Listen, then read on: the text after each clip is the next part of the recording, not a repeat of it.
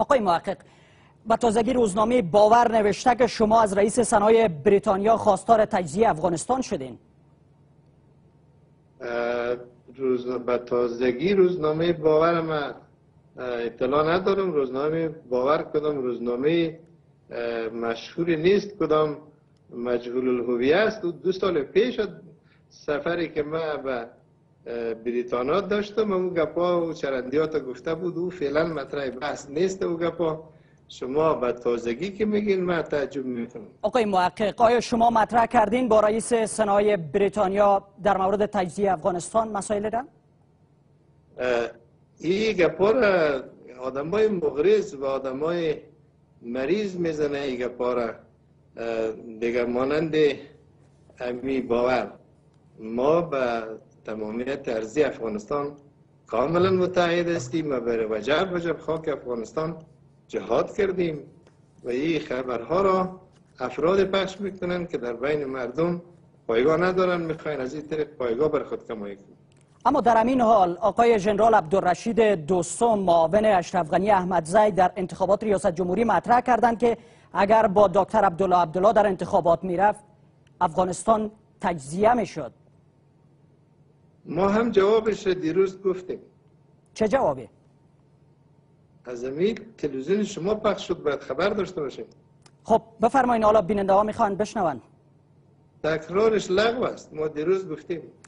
آقای محقق، شما یک شوخی سیاسی خواندین حرفای آقای دوستم را، اما به نظر میرسه که ایشان خیلی هم جدی هستن روی حرفشان. یعنی دیدی که گوش کرده بودی، باز سر من تکرار میکنی. ولی مردم میخوان از زبان خود شما بشنون. جنرال صاحب امروز در مهمانی یک جای بودیم، با هم خیلی مسائل مطرح نبوده، با هم خیلی دوست هستیم ما جنرال صاحب. ولی آیا تیم شما در پی تجزیه افغانستان است؟ تو چی فکر میکنی؟ این حالا میخوام پاسخ شما را بشنوم. آقای دوستم اونطور گفتن، شما چی میگین؟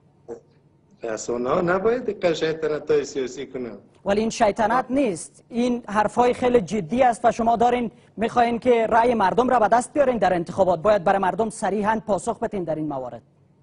ما خو مدافعین از سرزمین هستیم.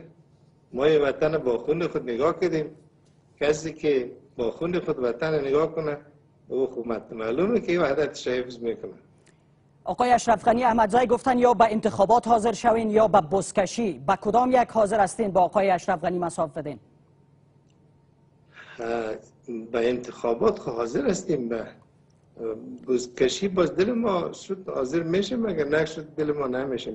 آیا در تیم شما هم کسی بزکشی میتونه بکنه؟ اینطوریست که بزکشی تیمای معینی داره دیگه. اونا از خود یک رئیس داره، رئیس تیم بزکشی و باز چاپ اندازه هستن و اونا ورزشکارای کشور است، احترام داریم به اونا. منتها ما خود ما بزکشی یاد نداریم. آیا در تیم شما کسی بزکشی یاد داره که اگر بزکشی راه اندازی شود شما شرکت بکنین؟ مردم افغانستانی بازی انعنوی شدن است، اشتراک کردن، بزکشی کردن. اگر ما را خبر کردن باز میریم سعی میکنیم. سپاسگزار. حاجی محمد محقق، معاون دکتر عبدالله در انتخابات آینده. ممنون از شما. شکر، سلامت.